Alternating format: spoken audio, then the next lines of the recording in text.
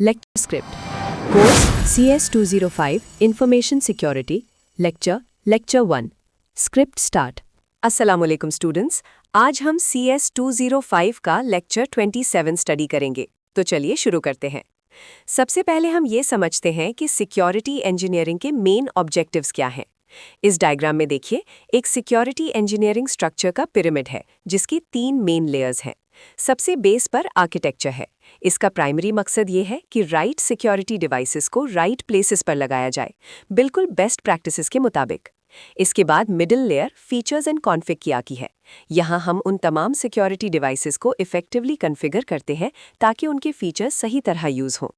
और फिर टॉप पर ऑपरेशन लेयर है। इस स्टेज पर डिवाइसेस का ऑप्टिमम ऑपरेशन इंश्योर किया जाता है। इन तीनों लेयर्स को मिलाकर हमारा ultimate goal aggregate controls achieve करना होता है।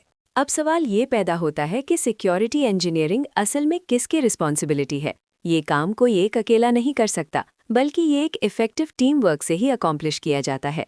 इस टेबल में हम देख सकते हैं कि स्पेसिफिक एक्टिविटीज़ किन टीम्स को असाइन होती हैं। सबसे पहले सिक्योरिटी रिक्वायरमेंट्स बनानी होती हैं, जो इंफॉर्मेशन सिक्योरिटी टीम आईटी की कंसल्टेशन के साथ करती है। इसके बाद अगला स्टेप सिक्योरिटी डिज़ाइन और फिर सिक्योरिटी इम्प्लीमेंटेशन का आता है। ये दोनों टास्क्स नेटवर्क या आईटी सिक्योरिटी टीम करती हैं, जिसमें वेंडर की मदद भी शामिल होती है। एंड में ये चेक करना कि सिक्योरिटी डिज़ाइन ठीक है और रिक्वायरमेंट्स मीट हुई हैं या नहीं, ये वैलिडेशन इंफॉर्मेशन सिक्योरिटी टीम खुद करती है। अब हम शिफ्ट होते हैं एक नई फ्रेमवर्क पर, जो है CIS-20 क्रिटिकल सिक्योरिटी कंट्रोल्स। इस चेकलिस्ट पर ध्यान दें। ये specific controls effective cyber defence के लिए डिज़ाइन किए गए हैं और हम इस वक्त इनका वर्जन 6.1 रेफर कर रहे हैं। सेंटर फॉर इंटरनेट सिक्योरिटी ने ऐसी 20 चीज़ों की लिस्ट बनाई है जो किसी भी एनवायरनमेंट को सिक्योर करने के लिए बहुत ज़रूरी हैं।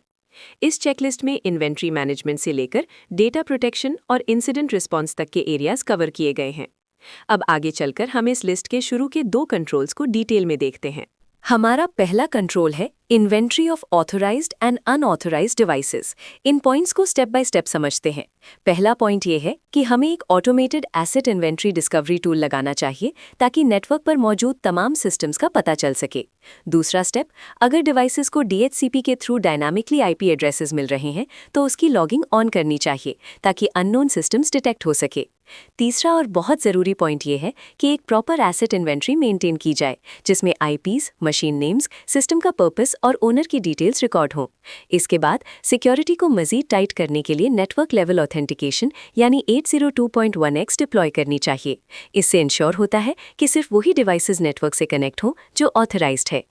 अब आते हैं दूसरे मेजर कंट्रोल पर, जो है इन्वेंट्री ऑफ ऑथराइज्ड और अनऑथराइज्ड सॉफ्टवेयर। इन कार्ड्स के थ्रू हम इस कॉन्सेप्ट को क्लियर करते हैं। पहला स्टेप ये है कि हमें एक ऑथराइज्ड सॉफ्टवेयर और उसकी वर्जन्स की लिस्ट डिवाइस करनी चाहिए हर किस्म के सिस्टम के लिए। इस लिस्ट को इंश्योर करने के लिए दूसरा पॉइंट है application white listing technology use करना। इस टेक्नोलॉजी का फ़ायदा ये है कि सिस्टम पर सिर्फ वो सॉफ्टवेयर चलेगा जो इस वाइट लिस्ट में शामिल है और बाकी हर किस्म का अनऑथराइज्ड सॉफ्टवेयर ब्लॉक हो जाएगा। इस सारे प्रोसेस को इफेक्टिवली ट्रैक करने के लिए ऑर्गेनाइजेशन में सॉफ्टवेयर इन्वेंट्री टूल्स डिप्लॉय करना बहुत ज़रूरी है। यहाँ पर हमारा ये कॉन्सेप्ट मुकम्मल होता है। आप इन नोट्स को अच्छी तरह रिवाइज करें। अल्लाह हाफिज़।